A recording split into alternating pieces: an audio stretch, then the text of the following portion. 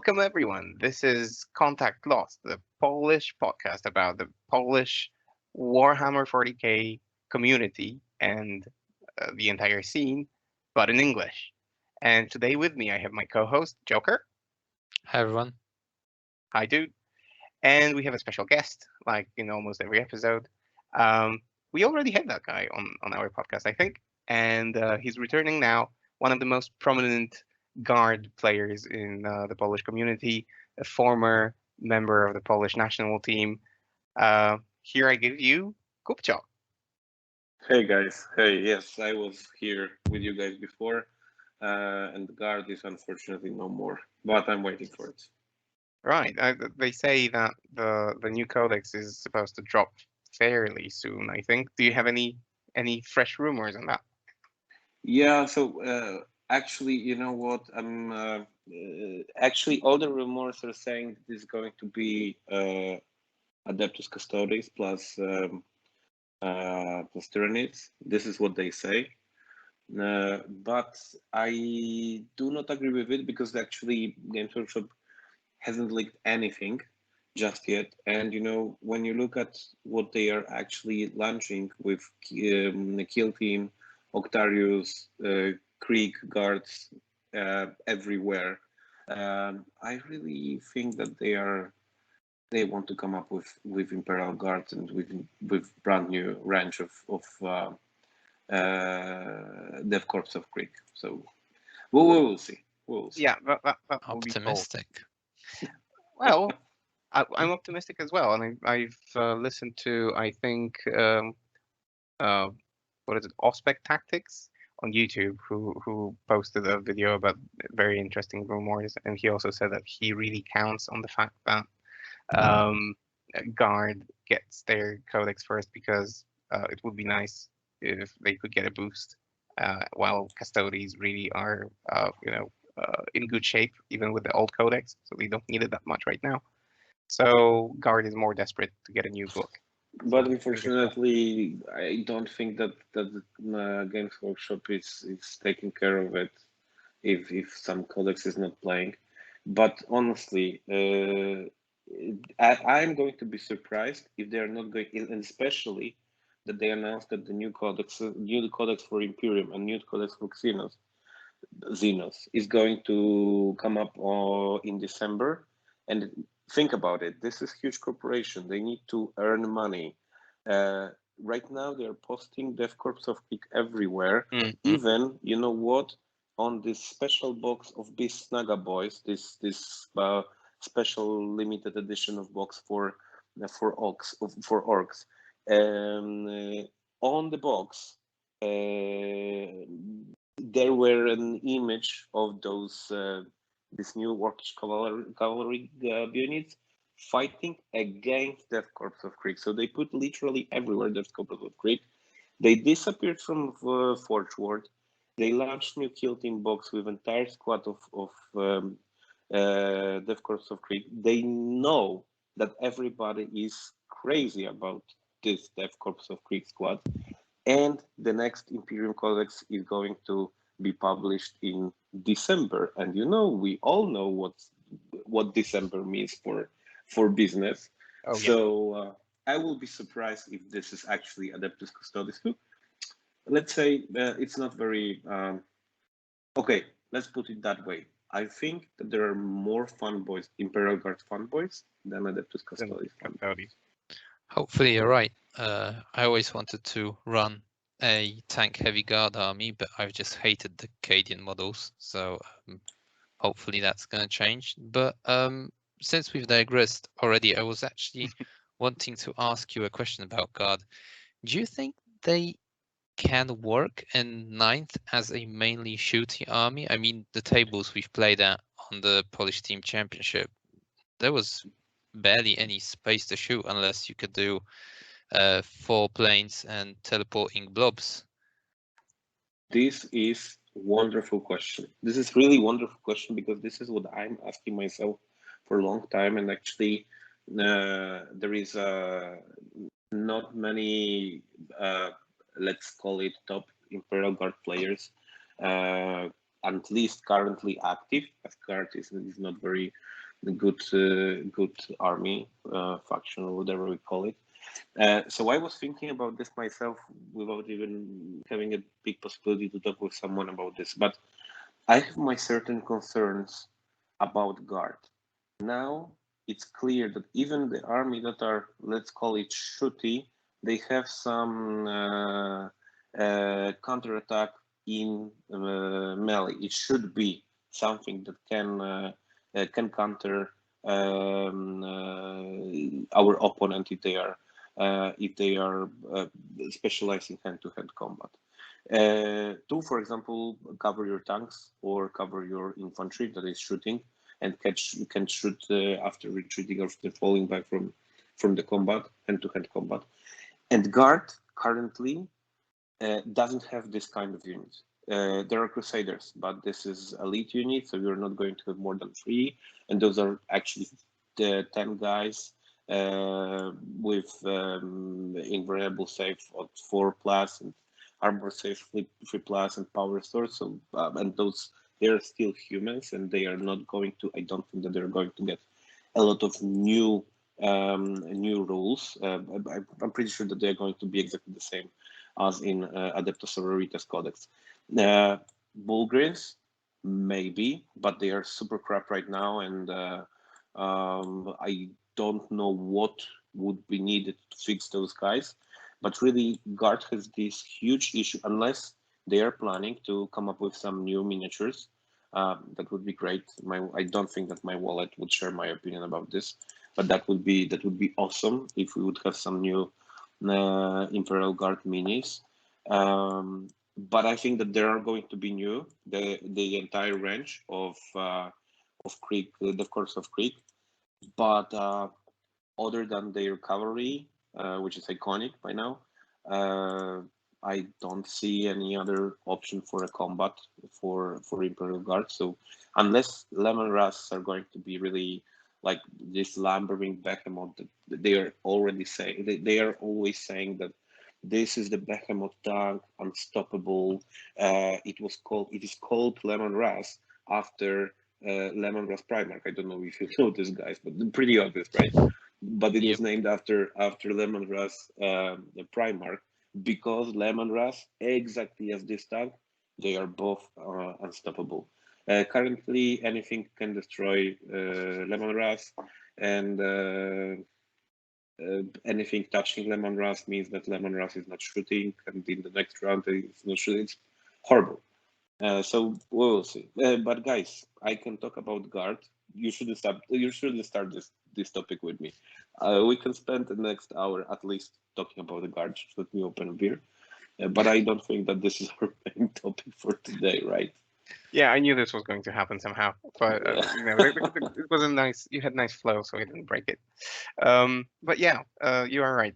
So the topic of today's episode was supposed to be something completely different. Last weekend in Poland, we celebrated, I think, something that we can compare to like WrestleMania, but of Polish Warhammer 40k, like the one of the most important tournaments that takes place in the course of the Warhammer 40k year in Poland, the Polish Team Championships. It is a special event. We all believe it is special, but Kubcio, could you tell us maybe, from your perspective, what makes this event so special, and what did it look like this year? So there are a few things that make this event special. The very first thing that I would say is that this is the biggest tournament. Why is that? Because a lot of people that are not actually active in terms of competitive scene, they're not actually going to that many tournaments. When the team championship comes up, the announcement, where is it going to be, many teams, even from small cities, friends basically usually playing Warhammer all together at someone's place. They teaming up, thinking about the rosters, making the teams, and coming to this tournament. So this is I would say that this is the biggest magic, air quote magic, of this tournament, because literally you can see there many faces that you can't really see during the even master tournament. So this is definitely something that is great. Second thing is this is the only big team tournament that we have, because we have other team tournaments, but those are actually we play them in free player team, which is not the same as our national team tournament, which is played in the teams of 5 players. So this is just great. And the third thing is that this is not the tournament that we have. I'm pretty sure that the guys that are following you, they know that we have our national league here in Poland. But this tournament, even though it's the biggest one in every season, this tournament is not counting for the purpose of the league. So you are not getting any points to win the league or whatsoever. Winning this tournament is purely an honor for the city, because basically most of the teams are going there representing their city. So this is only about the honor. So everybody's trying to be just having great time, and we're playing. But this is, I would rather say that the DMP, because this is our acronym for the tournament. So I will be using it, because saying national team tournament all the time, it's like it's wasting our time. So our DMP tournament, I would say that this is more like Olympics. Like this is, we are not fighting here to get any points to the league, place in national team, etc. Just this is purely about an honorable victory against your opponent. So I would say that this is something great. And also, again, you can meet, for example, not only the people that usually are not coming to the competitive scene are coming to the tournaments, and then they are doing struggle to come. But for example, many players that, because of many reasons in life, work, family, anything else, they needed to quit the hobby for good or for some time. Many of those guys, they're making this effort to come to this tournament, so we can see many faces that are your friends, and you can't really see them because they live in other city. But for this tournament, they're making exception and they're going there. Yeah, So, we even had, I think we even had Yahoo, who came who came from Great Ireland. Britain. Yeah. Yes, correct. So, and this is happening. This year, unfortunately, we didn't have any team from any foreigner country. We had those teams in previous editions of DMP, not this year due to obvious reason. But I hope that the situation will be over soon, and next edition of the tournament we will be able also to host as many teams of our friends from Europe or from across the globe, if they want to come on the tournament. And of course, I think that we do not know which one of the cities of Poland will be organizing the tournament next year. But I think that on behalf of all Polish players, I can give the warm invitation to everybody who wish to visit us next year for DMP. Absolutely. Yeah, definitely. Agreed. I mean, you've said it all. It's simultaneously the ultimate competitive event, because I feel like in Poland, singles don't excite people that much. It's mainly team tournaments. And for example, Skark doesn't even play singles these days, does he? Many people actually quit yeah, singles. Yeah. Yeah, exactly. So this is the place where you get to meet all the best players in the country, and then at the same time, it's the ultimate community gathering. So like, yeah, the guys from Koszalin, for example, they drove 600 kilometers, and for 4 out of 5 of the guys, that's like the only event they participate in throughout the year. So yeah, it's just about meeting people and having a couple beers. Or guys from Free City driving How far? 800 kilometers? Nah, it's 600 one way. It was. Yeah, Joker, you would know. Yeah, I really admire your effort because I was tired coming back to Warsaw, but your effort is. So I really admire it. Believe me, I love this hobby, and I would do much for it. Probably I would go to Kosovo from Free City, but I don't have to, and you guys have to. So You know, Yeah, I doubt we've that been to we'd. Prague in the past, so I guess Kosovo is not that big of a challenge once you've been over there. Actually, having done that, I don't think we'd go there for any other occasion than the DMP. no, of course, no, True that's obvious. By the way, do you know if the tournament in Prague is going to happen this year? I would definitely For go. now, It's officially, yes. it's gonna be in May, but I think it's now mainly called Age of Sigmar Mega World something Ultimate Super Championship. And yeah, I think the Age of Sigmar is going to be the main event, although they did announce that there's going to be a team event in 40k, but we'll see. Okay, And it okay. sounds very much like it's on the side, just because there is enough space in the hotel. Like it wasn't supposed to be the main focus. Yeah, of the so we'll event. see if there actually will be enough space, but fingers crossed.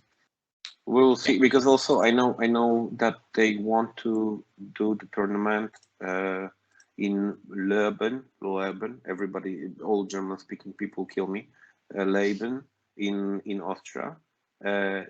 We had this tournament like a few weeks ago, right, in August, and I know that they want to move the Winter Team Championship that was happening in Zagreb, Croatia, every year. The same guy who was organizing this, he moved this tournament to Austria, and it's going to be there, and it's going to be called Alpine Cup, I think so. And again, I think that the next edition will be in May, and he intends here to have it in May. So maybe they split it. Okay, We'll see. that's interesting. We'll give it a look. And we encourage everyone to have a look as well. So let's get this conversation back on track and back on topic. So the DMP is, I think we can say, is like a WTC or former ETC style tournament, right? The format very similar. It's just instead of 8 players, you get 5 players per team. This year we had 120 players. I think that accounts to like something close to 24 teams. Yes. Yeah, more or less. Or 23. I think to be exact, it was 115, and one of the team needs to get the bye. And it was in the first round. It was local team. All right. Well, yeah, that's very noble of them. So I think 23 teams of 5. Were there any rules that were not typical GW rules? Anything like local, for example, or did you stick to the format completely? So, Joker, do you want to take it or I take it? I can take it. And on. then you can add, because I'm probably not fully up to speed. I mean, we've used the WTC FAQ and rules clarifications, so it expands a bit on what GW offers and addresses some issues that are not addressed in any of the FAQs. Are there any main changes? Oh, I can't really. I know off the top of my head. Then So, maybe Kubcio, can you recall any significant clarifications from the WTC pack? Right. So wait. I'll give you a hint what I'm going at, because I think this is, correct me if I'm wrong because I haven't played the game for a year, but I think that DMP had this rule where the ground floors were you couldn't shoot through them, like the windows and doors were closed. Was that it? Yeah, we did have that. Yeah, I think that changes quite a lot. That's like the only rule we had, and that was only because of the terrain base that was available. I know now where are you going. Yes, so that was the exception. That was a home rule. But I can tell you why. Where does that come from? I'm pretty sure that the local local team that was organizing the entire event. They were not sure if they have enough terrain to put on all tables and to fill them with terrain. We all know that the tables are quite full of terrains, and they were not sure if they will have enough. So they decided to just close the windows on the first floor to support the combat armies. But after all, I was super surprised. We can talk about this later. I was super surprised about the density of terrains on the pages, on the tables, and I think that there were more than enough in terms of the terrains, and that was not needed. But it was actually, to be honest, I didn't really feel this change. So Okay. It probably was more, enjoyable for people who played, I don't know, Harlequin maybe or other combat armies. So yeah, well, you said it didn't affect you very much. What did you actually bring? Because at the beginning we said that guard is not really, that competitive right now. So I know that you've taken something else. What was it, and what made you choose that army? I would rather not have that question because I am a little bit ashamed about this. Really, truly, I did it for a team, actually, and I played Admech on this tournament. I'm not very proud of it, and for my defense, I can say that I prepared the entire army within 10 days with the help of my wonderful team. Thank you all, guys, because everybody was involved. Everybody painted something, and we get very good effect for 10 days painting army. But for my defense, I can only say that I'm not going to play Admech on single tournaments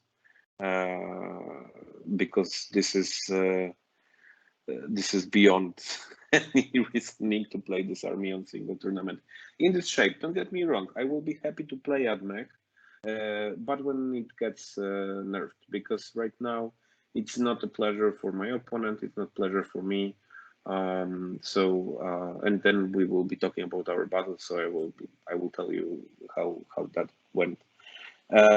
So yeah, I played Admech, and again, I'm not very happy about this, and I'm not going to touch Admech until it gets nerfed. Oh, I am going to play on one local tournament, Admech, 10th of October here in Warsaw, but this is 2,000 points tournament, and I'm going to bring 1,410 points of Admech to see if I can win playing Admech with 70% of points that are available in this tournament. So only for this experiment. Yes, but only for only for science. Other than this, I'm not going to play Admech. I have other armies, and I'm going to play them. All right. So maybe let's get to looking into the lists and army compositions, and I think we cannot separate those two.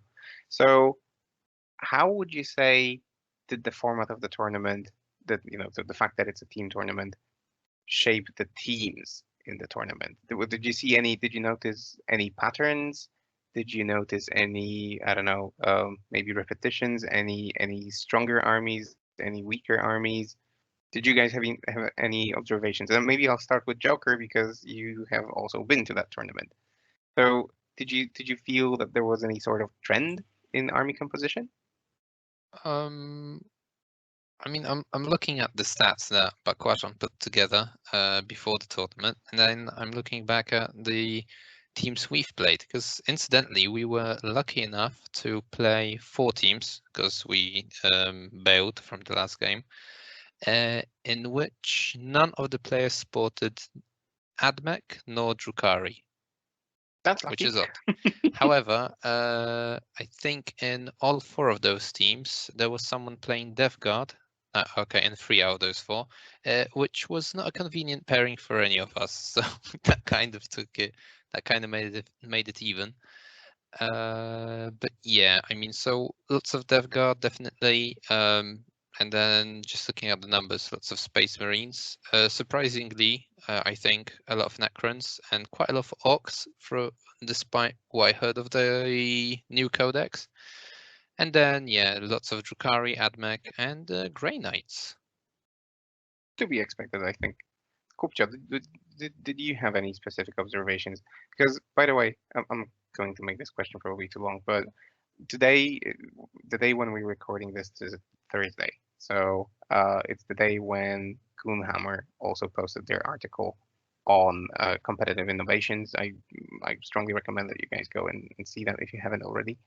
And in that, Yes, they showed that. Sorry yeah. for jumping in, but it showed that Polish Admech has 0 innovations, and all 4 Admechs from the top 4 lists are exactly the same. Yeah, Or close but to. but they posted the the summaries of top 4 teams, and there seem to be some similarities. But again, Kupcha, was it apparent during the tournament? Yeah, unfortunately, yes. I think that all top 5 teams, they have Admech. 4 out of 5 they had Drukhari. 3 out of 5 they had Adepta Sororita. So basically, those 3 codexes that I consider top. But here we need to say something. There is Admech. Then there is quite a gap, and there is Drukhari. Then it's quite a gap. Then it's Adepta Sororitas, which is a little bit better than I would say. Okay, better than average codexes of 9th edition. So basically, yes, the top teams. As I told you, I wanted to collect Admech miniatures. I didn't have an army. There was an offer. One of the guys were selling the entire army. I just grabbed it. It was 2 weeks before DMP, and I asked my guys if they want me to play, if they want me to paint it and then play, and they said yes. So basically, if you wanted to be a top, most likely you would take, if not the mix of all those 3 armies, so Adepta Sororitas, Drukhari, and Adeptus Mechanicus, then at least 2 of them, I think they were in every top 5 army. Quite a lot of Necrons. That was surprising to me, but I played with 2 Necrons rosters, and also the winning team. It has Necrons, and I was surprised about Necrons' performance. And I think that they are average army. So definitely, it's good to play. It's good to play Admech and Necrons, and this is not something that you are going to lose every game. And what less they were like, but for example, only, if I remember correctly, only 1 Space Marines in top 5 teams. So Correct. we can see basically using this top 5 teams scale. We can see what armies are top and what armies are bottom. In the top 5 teams, 0 Imperial Guard, 0 Tau, 0 Tyrannis, I think, no needs. 0 G-Stealer Cult, so we can definitely see that. 0, oh no, there were Knights. Bloody were playing Knights. Chaos Knights. So, but not a, yeah, but use those little ones. Of, they don't count as Knights. Okay. Knightly. But for example, not many Chaos in top 5. So there were many things that were telling us. What I definitely understand, and Games Workshop can live in their illusions and trying to convince us that, hey guys, check on our meta watch. The old codexes, they are definitely fighting against the new ones. This is bullshit. Let's face it, this is bullshit. There is no old codex that would stand fairly up to the new codexes other than Space Marines, because Space Marines codex would be very good. But I played Space Marines for the past 6 months. and they're simply overpriced. But other than Space Marines, most of the codexes they're pretty decent. Then there is Adeptus Sororitas, but I would live with them. But then there are Drukhari and Admech that are destroying the entire meta. So honestly, guys, if Games Workshop can fix Adeptus Mechanicus and Drukhari to nerf it to be more like average and bring old codexes up to speed, then that would be, in my opinion, one of the best Warhammer 40k editions that we had. And I'm playing this game since the 4th edition, so I have already experience of 6th edition, so I know what I'm saying. You hear, Games Workshop? Now do it. If you are guys there. Yeah, we're going to get that message across. We're going to help you with your message. Yeah, I wanted to come back to the Necrons just for a second because again, not so long ago we had the Tree City Heresy, also like a big event in the north of Poland, and I don't recall exactly right now. I'm just having a quick look. Mechanicus. Well, the Necrons appear. One of the top Polish players that plays Necrons was 11th. So no Necrons in top 10 of that event. Yet we have them in the winning team of the DMP. Would you say that this is because Necrons are generally a reliable team, a reliable army for team compositions, as maybe, you know, the army that you put out first to tackle whatever the enemy wants to throw at them? Or, you know, how would you explain that? I'd say the main reason is that Necrons are generally a bit of a defensive army and they don't win highly. So in our 20-0 format, it's hard for them to grab a top spot at singles event. Whilst on a team tournament, that doesn't matter that much. And yeah, it's also a fairly safe army that, you know, it might not win high, but it will probably also not lose high due to the fact that it plays to the objectives very well. Right, it sounds like a reliable army for a team composition. Kubcio, would you agree? Definitely, it is a good army for team tournaments. That's 100% sure. And the guy from the winning team, Ghetto, he told it pretty. He made it pretty clear to everybody that he created a roster that is not going to lose. Of course, there are things that can happen, trolls. This is the dice game, so unfortunately dice plays here, and anything can happen. But Necrons, yes, they're definitely very good army for the team play.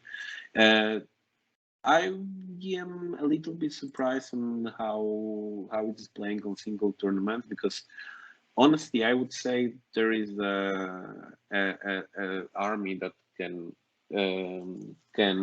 get a draw pretty much against everybody, maybe small win.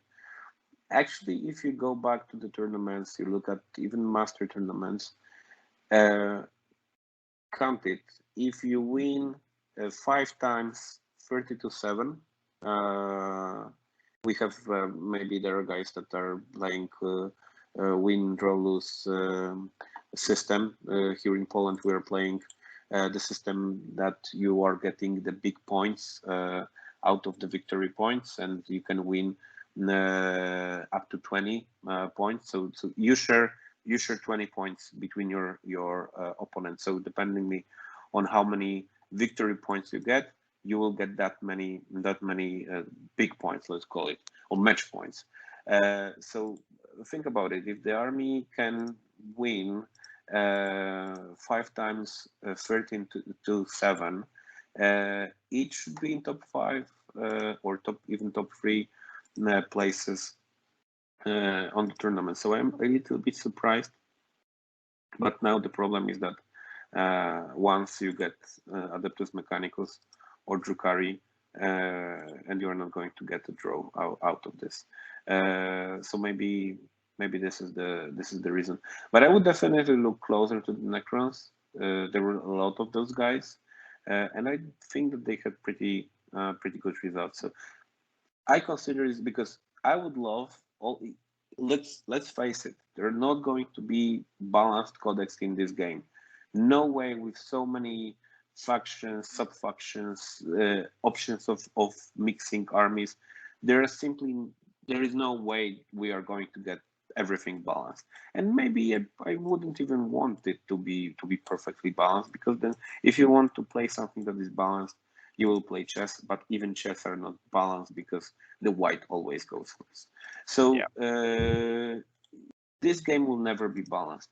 But there are what I call the average codexes, the average power of codexes, and the average power codexes are for me Necrons, Death Guard, now Grey Knights and Thousand Suns.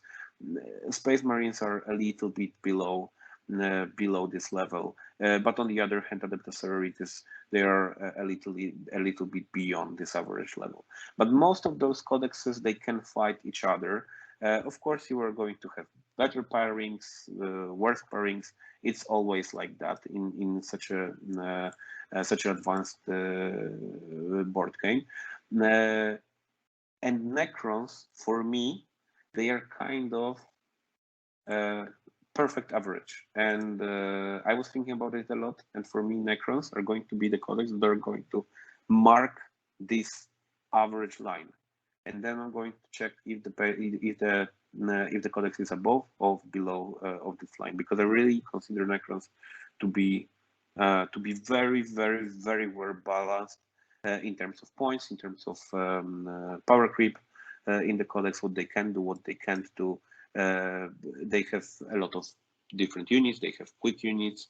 They can build a lot of infantry units with 20 warriors. They have tough vehicles. Maybe they don't have good flyers currently, but other than this, you have a lot of units, and you will see this if you check the rosters, Necron rosters.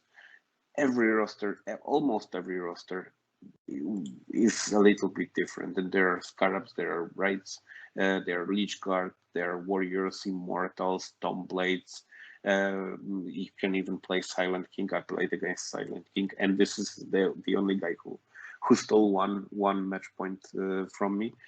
So Necrons for me, a very good average army, and I would love all the codexes, or most of them, to be similar to Necrons in terms of power, in terms of options of the units and options of the rosters.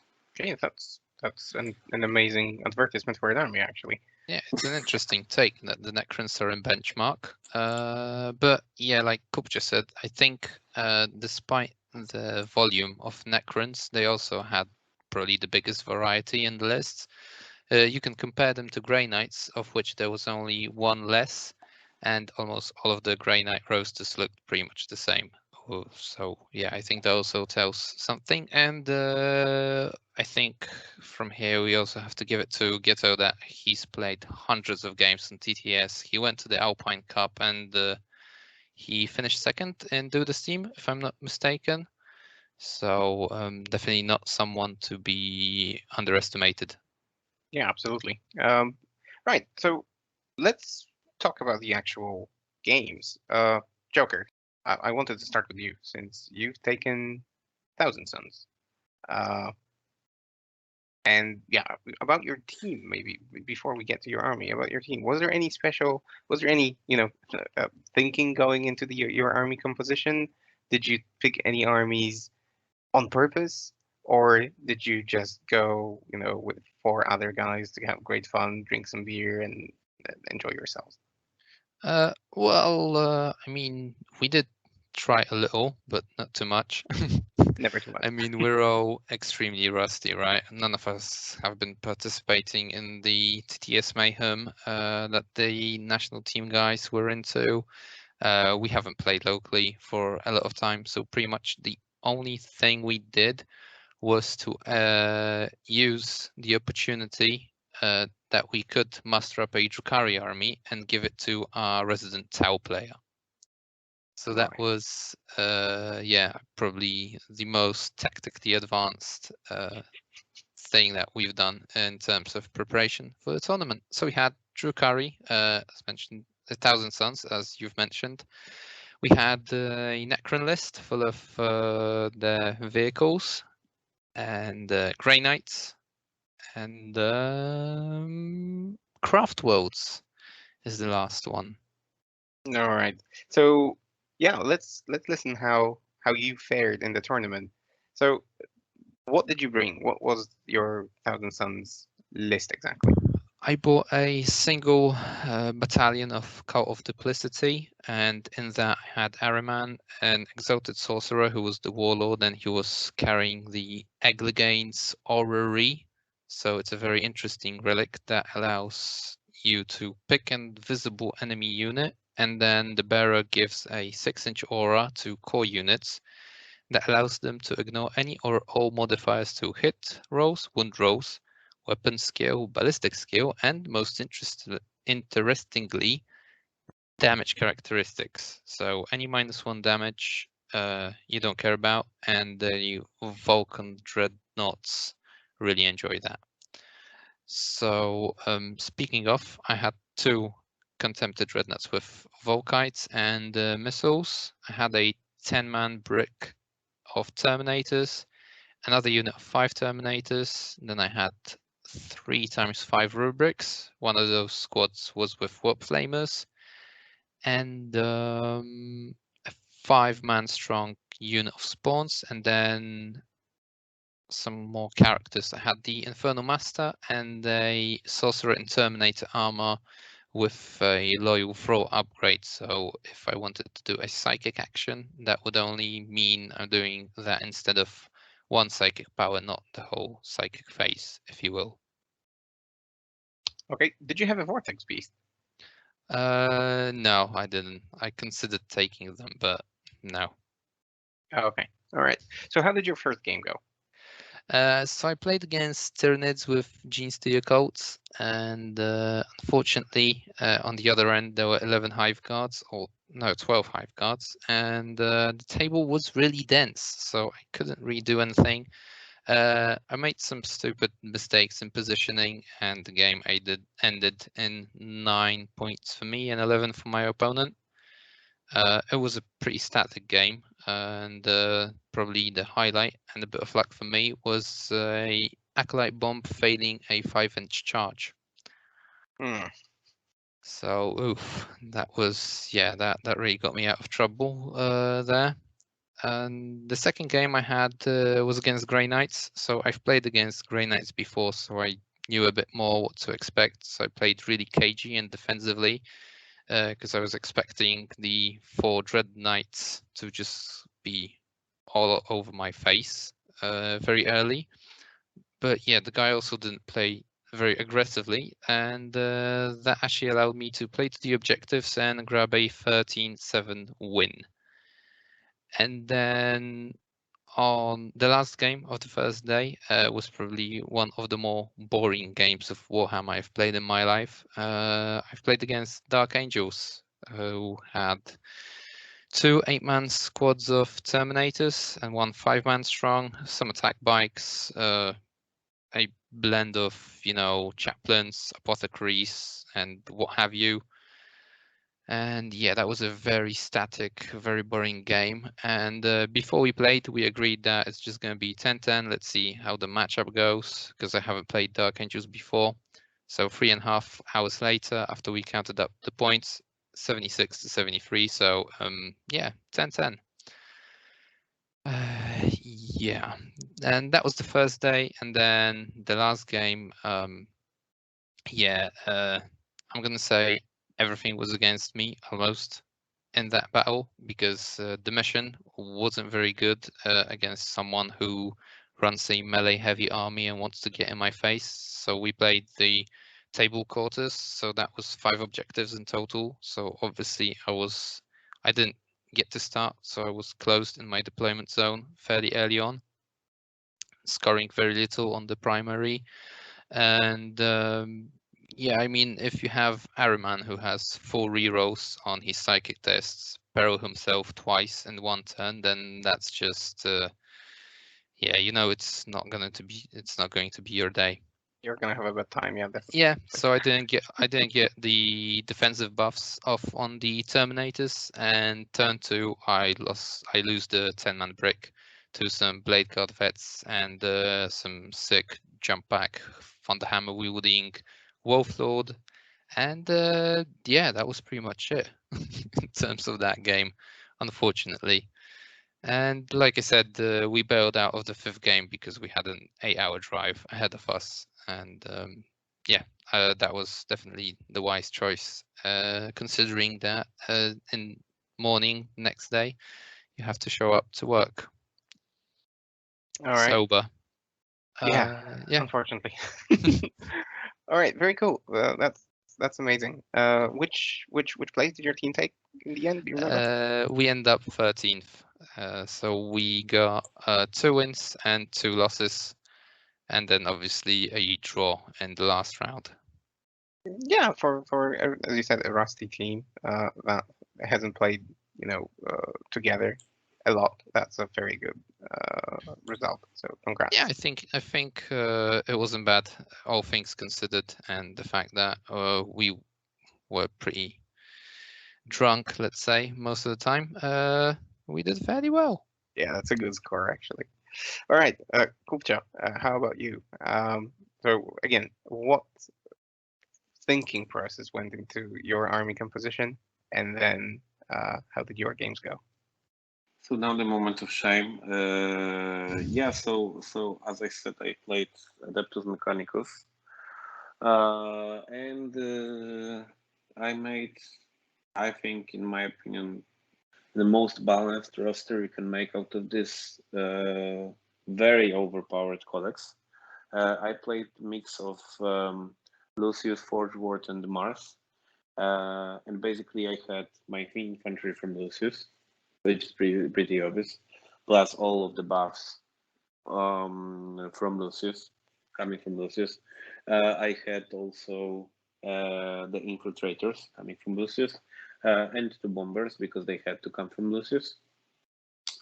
And then I had Mars Outrider detachment, where I had 2 Stratoraptors, so those Skitari fighters, and I had 4 Iron Strider Ballistari with last cannons, obviously.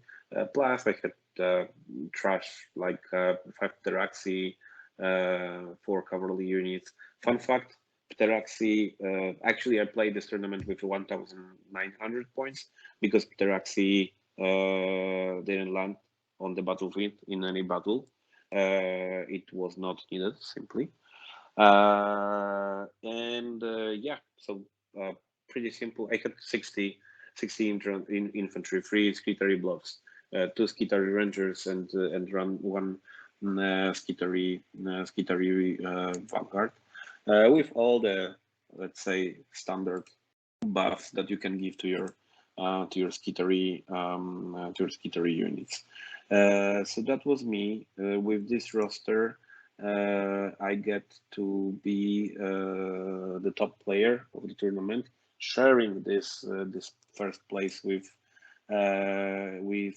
Danny, but he played Gene Stealer calls, so actually he should take this top player reward because I was playing Adeptus Mechanicus, so that was easy. So yes, I ended up with having 89 points. I did 79 out of 4 games because in one of the game we just decided to take automatically the draw, and I will tell you why. But let's start from the very beginning. My team composition. I have again another point of shame for me. I went to the tournament with the pure Elvish lovers. Because we had 3 Eldari armies. We had Drukhari, Craftword, and we had Harlequins as well. Plus, the last army was our one and only top war boss in Poland, Michu. So three Eldari factions plus Orks plus unfortunately only one Imperial army. That was our composition. We were thinking a lot. We were thinking, for example, to take Adepta Sororitas instead of Harlequins, but ultimately we decided to go with Harlequins.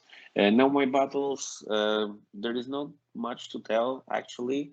The very first day, I was not in the shape of playing because, as I said, you usually on the MP, you usually meet a lot of friends that you don't really have a chance to meet every day because most of them they live in other cities in Warsaw. So let's say that I crossed a little bit the thin red line on Friday in terms of partying, and I was not really in shape of playing Warhammer early on Saturday. But as Typhus played Harlequins in our team, as his opponent didn't have an army ready for a tournament, they decided to split as well the points, and he offered to take Adeptus Mechanicus for the first battle. I was there for we agreed that I will be there for the first turn to be sure that that he knows all the rules and we're not playing too long, etc. So he deployed the forces. He started shooting. By the way, he was playing again Nilftak with his Necrons, and this is actually the very first time that I've seen something like that. In the middle of first shooting phase of the game, Adeptus Mechanicus Typhus started the game. In the middle of shooting phase, Nilftak surrendered. Just said that he lost to already too many Necrons, that it doesn't really make sense. So I was supposed to be there just for the first round to see how it goes and to be sure that that Typhus knows all the rules. But ultimately, I be there the entire game because the entire game lasted half of the round. So that was the first battle. Then I went back to my room. I took a power nap and I was ready for the next day. And we played against the team that won the entire tournament. So the team from Poznań, the other city in Poland. And after assigning the player, my opponent was their Admech. We had basically almost mirror rosters. The difference between our rosters is that my son, who was playing the Adeptus Mechanicus in this team, he has 10 cavalry models. I have only 4 cavalry models, and I have 5 Deraxi. This is the only difference that we have in our rosters. So we decided that it won't be fair for the rest of the team if we just rely on luck. We roll the dice and whoever starts kills the opponent. And we decided that it would be much more healthy for the entire match if we just split the points, and we decided to split the points. So it was 10-10. We were not playing, the other guys from our teams were playing, and we lost to Poznań. So I have absolutely zero butthurt that the guys won because they beat us in the direct match. So they won the first place. And the third battle, I finally had a chance to play, and this is the longest battle that I played because it took us 5 rounds to play this battle. And I had Necrons again. Necrons with Silent King that is worth 500 points, and he doesn't really like last cannons with damage of 3 plus D3. We started Necron players. Necron player went first. He shot something on me. He had a lot of scarabs. He threw them in the midfield to grab the objective markers. Clearly, he knew he's going to lose against Adeptus Mechanicus, but he wanted to grab as many points as he could in the first rounds, pushing me out of the objectives, getting points, counting on this that I won't be able to shoot him off the objectives, and I'm not going to be able to grab them within the reasonable amount of time to get some points. Unfortunately, probably he was not really aware of how Admech works, but I was able to kill. He had like 20 bases of swarms, or they have limit of 9 models. I don't know, a lot of them, but I killed almost all of them during the first round. But the funny thing, all my last cannons, they shoot at the Silent King, because this guy is pretty good with those two monoliths, shooting with flat 6 damage. Basically, if he hits the target twice, and I'm talking here about Adeptus Mechanicus flyers, if he hits the target twice, wounds twice, and he has stratagem to wound automatically one of the rolls, and the other he can use command roll. He kills the Adeptus Mechanicus Archaeocopter with just one shot, because those are flat 6, and I have no armor saves from this, so just killing. So I decided to kill this guy on the spot, and also again last cannon kills him pretty well. But my opponent was that good that he managed to save 7 out of 8 invulnerable saves on 4+, and this guy for the rest of the game was hammering me with his monoliths, killing all my planes. This is the only battle when I actually lost all my aircrafts. But again, this was not going to change anything, because I shoot him off from all the objective markers within 2 turns. I get the entire field.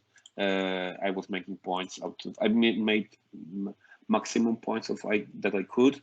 It was 87. I lost 3 points only due to this new Octarius secondary mission, because you can only make 12 out of this, not 15. So I made 87.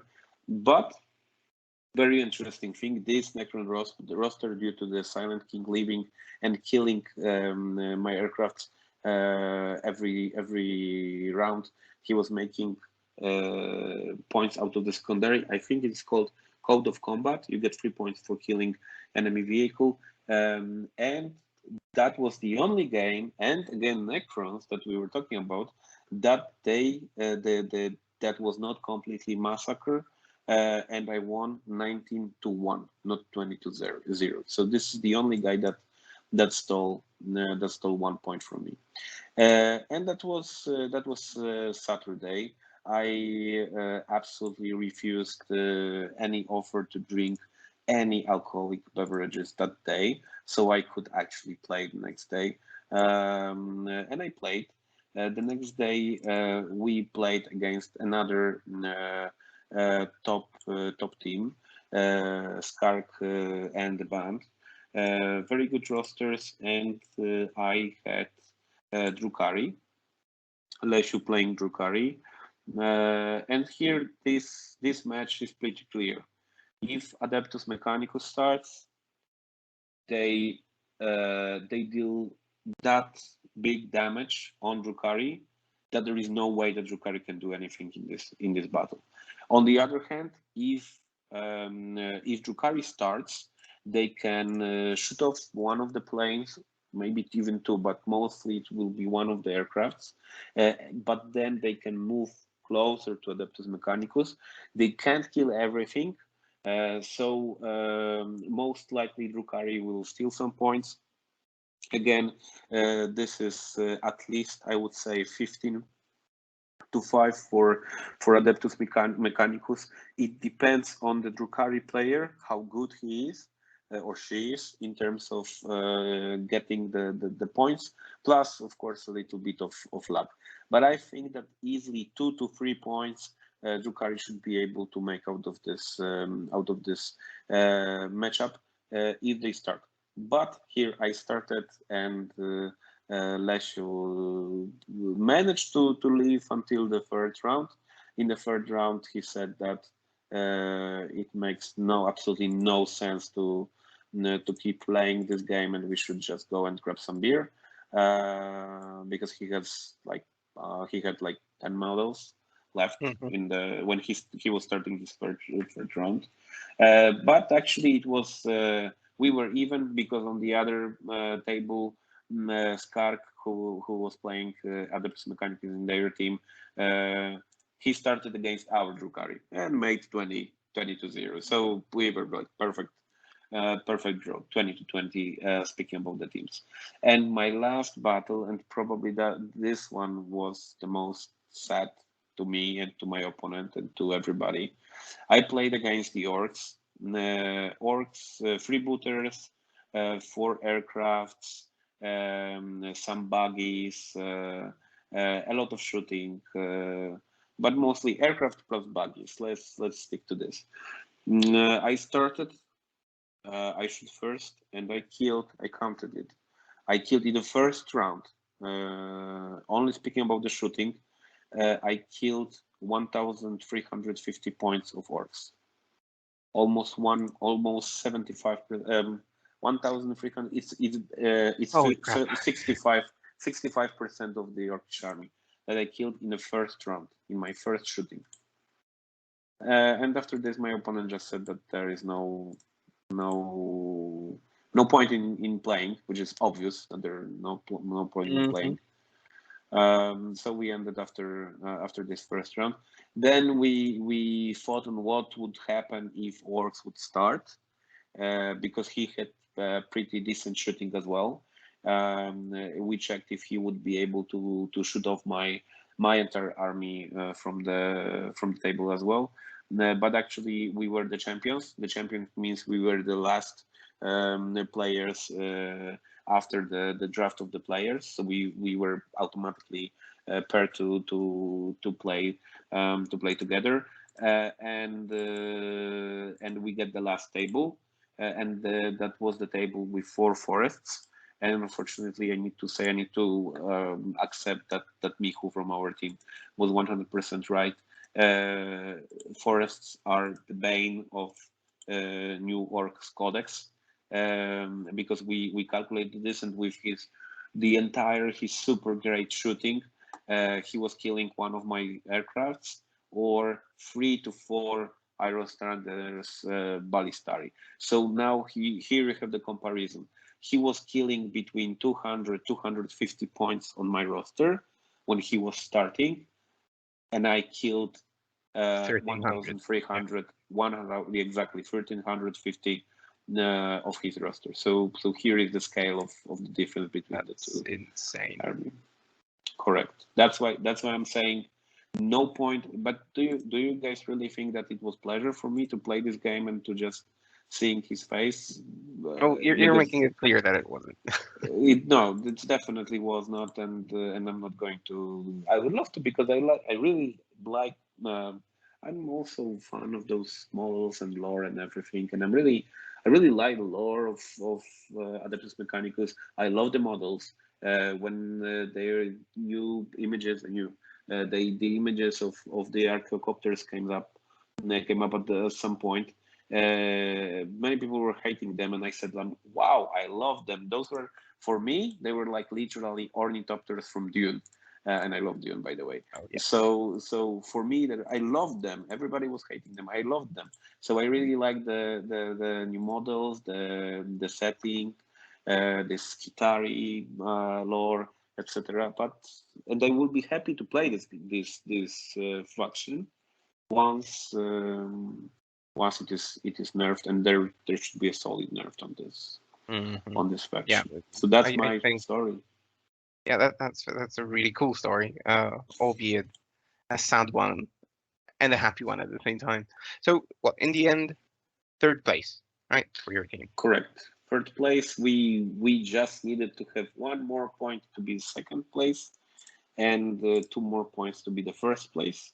But that's great because it looks like how hard was the fight on the top to get to actually to the first place. But one thing that if I may, because I'm talking for the past 15 minutes, but if I may just to add one thing which is important, and I would love to know, Joker, your opinion about this. I was observing the other teams, and the teams that you usually, let's face it, the top four teams, from our perspective, were the top opponents for us that we were actually counting on them to give us hard fight.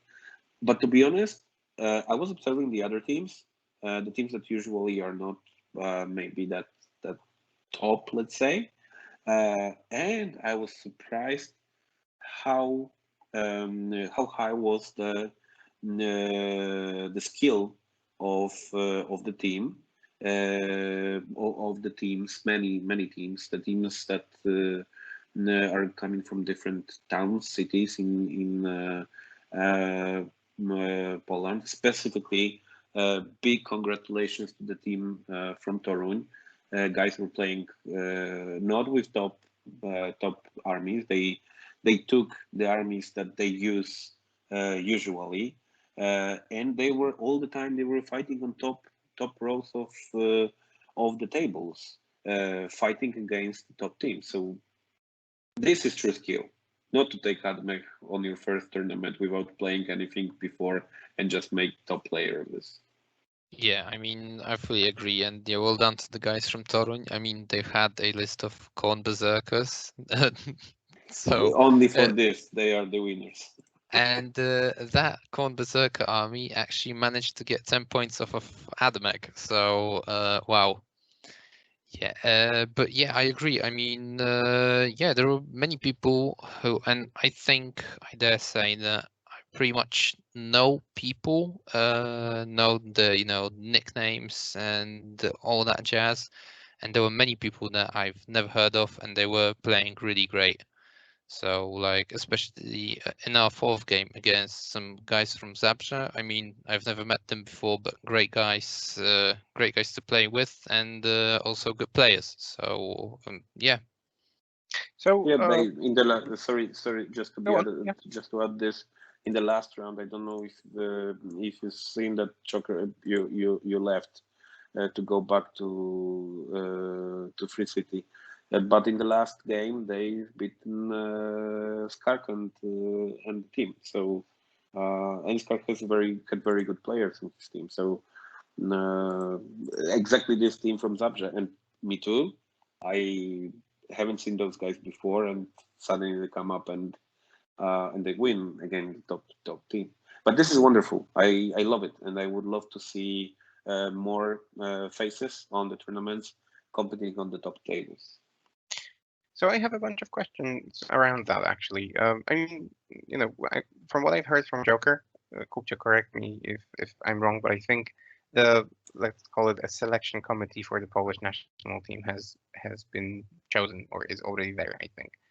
Correct. Do you think that those guys will have a tough time after the DMP, for example, choosing candidates for the national team? Were there any people who stood out? Were there maybe any staples or like newcomers that made a great impression? Did you observe any of that?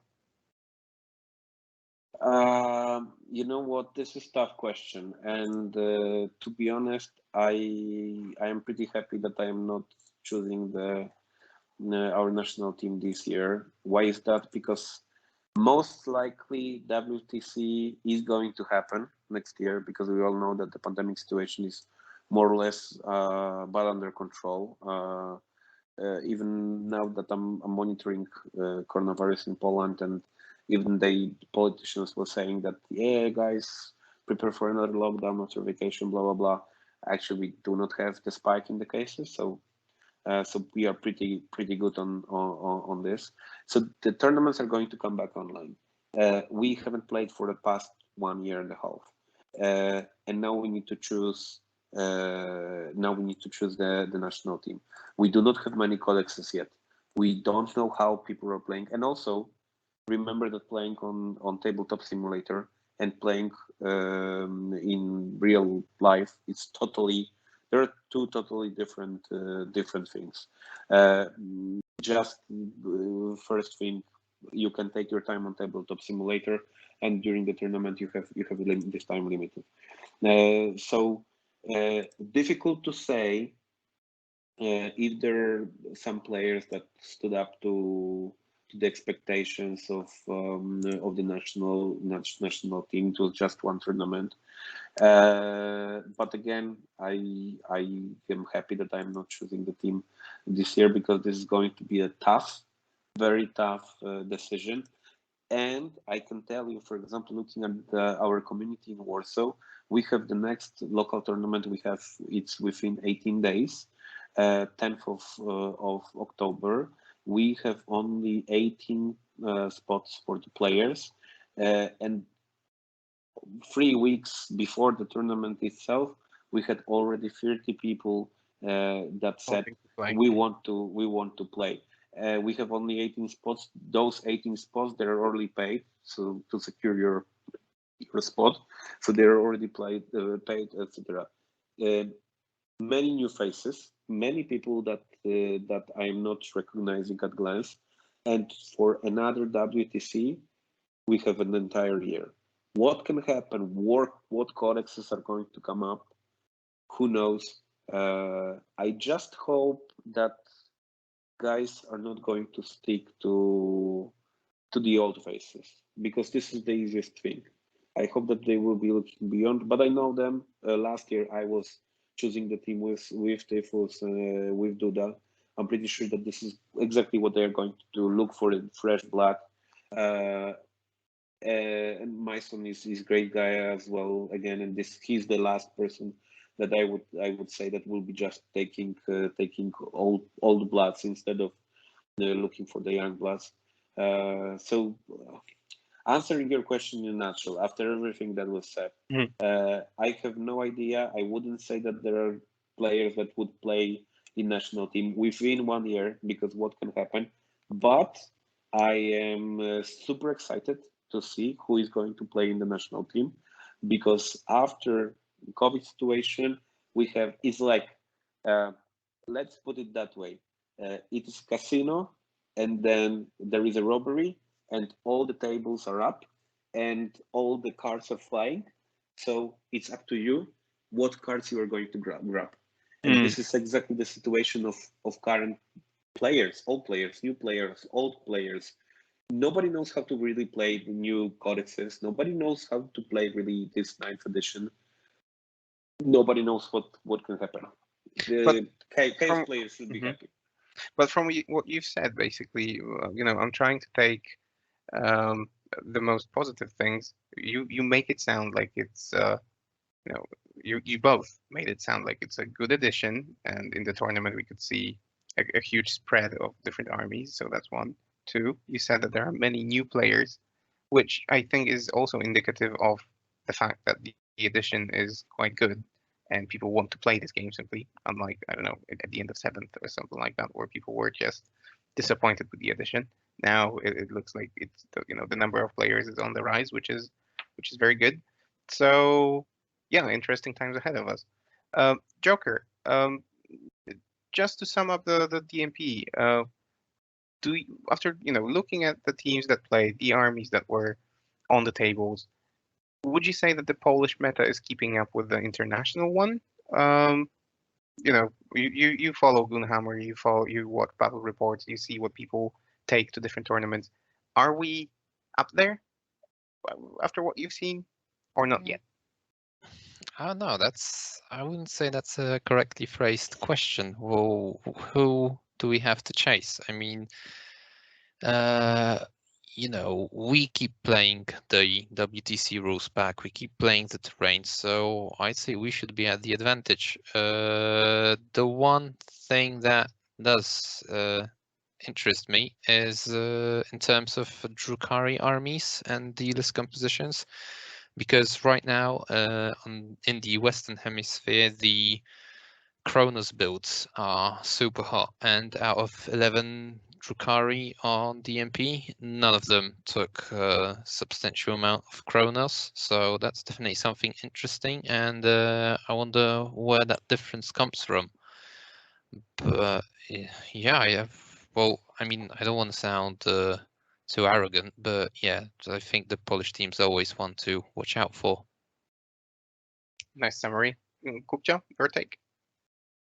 I think that some difference can be related to this win draw lose system that they are playing.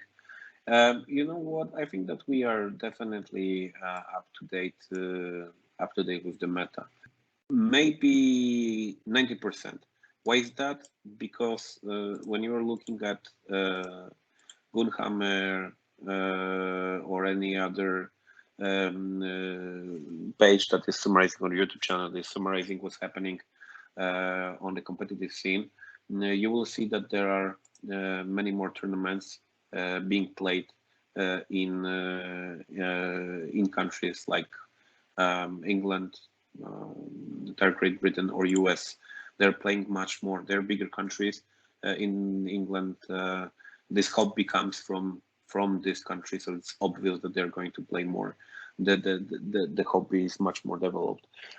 So maybe this is also what I said, speaking about DMP. If we can see new outstanding players there or something like that. We are not having enough tournaments just yet to be sure for me to say, yeah, guys, we are absolutely following the meta. We are not behind the world in case of meta. And I can't say that, hey, guys, there are this guy who is promising, this guy who is promising, and that guy who is promising. I'm simply not in that place because we don't have enough, let's call it, data. We do not have enough data to say just yet. But looking at Goonhammer, for example, and observing the lists, yeah, I don't see many differences. There are some. The only things that really, for me, they're really surprising, shocking, you call it, whatever you want, is that when sometimes we see Imperial Guard playing well on some tournaments, or Knights playing well on a tournament. This is for me surprising. I really don't understand how it is going there. Also, guys, a simple thing. We do not know exactly what are the terrains, how the tables look like on the tournaments in different countries. We know many people are following the drill of WTC, but who knows if they actually have the terrain to play on it. For example, our Polish situation, although we had very good terrain in Kozłów on DMP, I wouldn't say that every city, every club has the terrain, all the resources needed to organize such a big tournament with decent terrain. We don't know what's the situation there. US, for example, all the Meta Watch, all those super big Warhammer tournaments, official Warhammer tournaments organized by Games Workshop. Did you see the terrain there? This is totally different than what we are playing, right?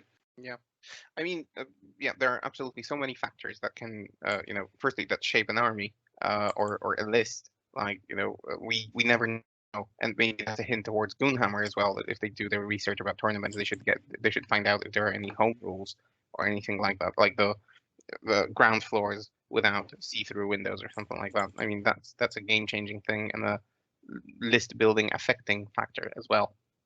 We never know from those articles from abroad whether that was the case or not. So that would be useful to know.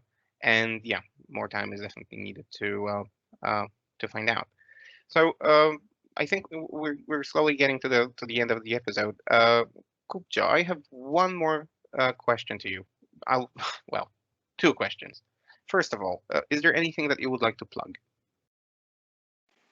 Guys, I already invited you for the next edition of Polish national team tournament. So this is my message to everybody: just play, play, play, and don't get angry with Admech. At some points, they need to understand that this army is crazy and it needs to change. That's Okay, it. that's great. And I said that I have a second question, and that is actually I've been approached by one of our listeners via Reddit, a guy called Kris. So Kris is a guy from the UK, and he said that he will be coming to Poland, and he will be stationed somewhere between Warsaw and Orks. And he reached out to me to find out about any gaming communities that he could reach out to go to some tournaments as well, because apparently he's coming to Poland for 6 months. He's bringing his army with him, and he would like to reach out to some people and to get to for his army to see some play. What places would you send him to?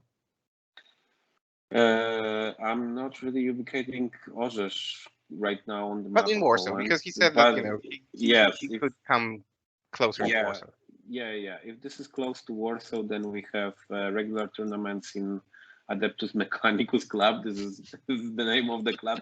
But guys, before you say anything, this club exists like for past 15 years, something. So it was actually the name of this small community was chosen before even Adeptus Mechanicus was a standalone army. So we have this club that are organizing the tournaments. Plus, we have pretty active Warhammer stores that are organizing the leagues, after work leagues.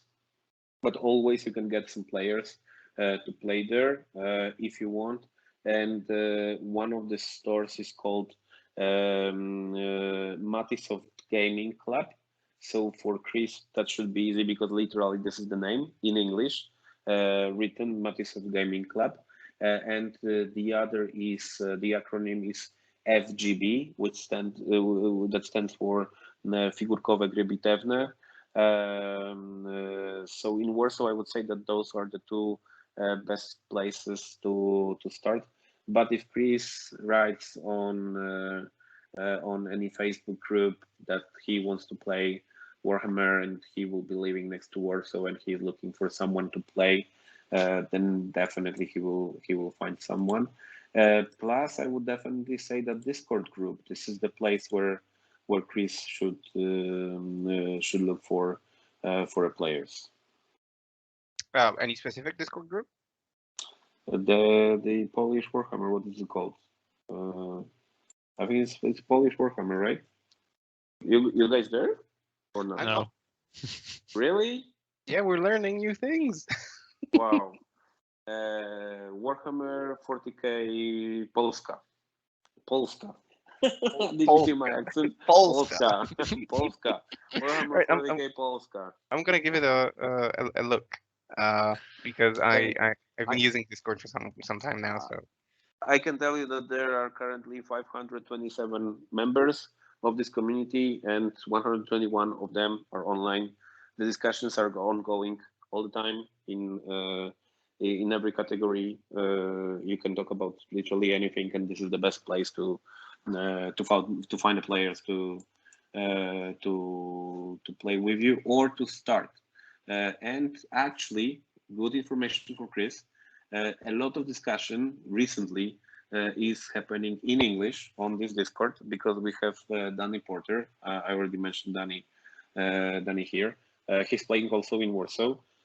He understands a lot of Polish, but he's not very comfortable of speaking it, and more when we were talking about things like Warhammer. But that's really cool. By the way. Yeah, but our community is that flexible that many times when I just go to the Discord, I see that there are plenty of guys talking to Danny in English, and this is literally no problem for us. I mean, this is game coming from England. All the rules are in English, so you're not speaking English. Most likely, you are not playing Warhammer. So, Kris, Okay. you are more than invited. Welcome to Poland. That was awesome. That was an awesome plug, to be perfectly honest. And I mean, I understand that I haven't heard about this place because I have been absent from the game for a year. But Joker, I'm ashamed of you.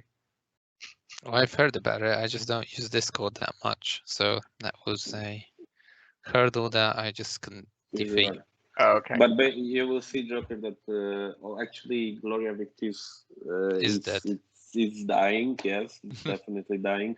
But this is because all the discussion, all the shit posting, all the dramas, everything moved to Discord. Oh, if it's dramas, then I need to join. Go Absolutely. there, go there. All right, Joker. Any recommendations from you? Any places that people from abroad or well, our listeners should visit? Yeah, our Facebook page first and foremost. That's So nice. that's Contact Lost Podcast on Facebook. So yeah, be sure to check it out. We try to post meaningful content on a regular basis there. But I'll let you be the judge of that. And we're just anticipating until we can get our first 100 likes. So yeah, leave us a thumbs up if you can. If you think it's worthwhile. And where else are we? All the other regular Good podcast media, yeah. streaming platforms. So yeah, be sure to check those out as well. And I guess that's it.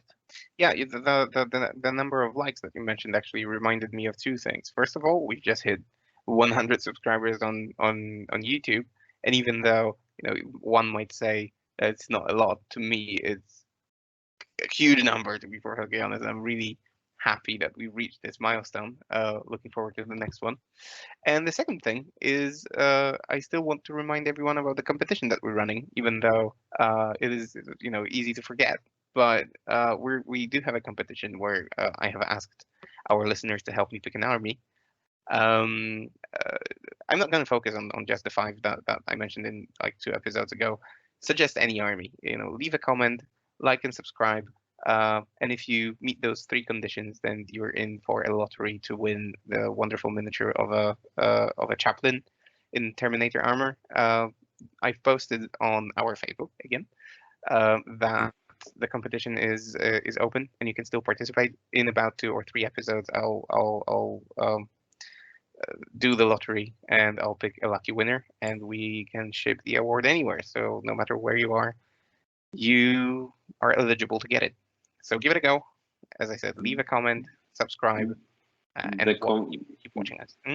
The commemorative series one? No, it's a different one. No. I'll send you a link later because it's a very unique one, painted by Pejan from Trójmiasto about 10 years ago, I think, because it's a fairly old miniature. But I think it's very a kit bash, to be fair. Yeah, I think so. But it's very nice. It's the size of that miniature is such that you can use it both as a Primaris chaplain and a normal standard Marine chaplain. So it has multiple applications and it's just beautiful. So stop right there. You already convinced me. I'm going to comment, subscribe, and what else? And share. Like us on Facebook.